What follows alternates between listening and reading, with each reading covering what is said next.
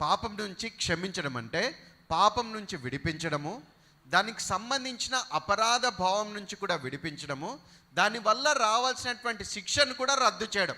ఎవరు చేస్తారు? ఎవరు చేయగలరు? యేసు ప్రభు మాత్రమే. హల్లెలూయా. లోకంలో నీ తప్పును క్షమించవచ్చేమో, కానీ గిల్ట్ని వాళ్ళు తీసేయగలరా లేదా చెప్పలేం. అదే సమయంలో నీకు రావాల్సినటువంటి పనిష్మెంట్ని సరే క్యాన్సిల్ చేస్తున్నామని చెప్పొచ్చేమో, కానీ ఆ పనిష్మెంట్ని అనుభవించే వాళ్ళు ఎవరు ఉండరు. కానీ యేసయ్య అది చేసి తాను అనుభవించి నిన్ను క్షమించి దాన్ని రద్దుపరిచి గిల్ట్తో సహా నిన్ను తీసేస్తున్నాడు. హల్లెలూయా.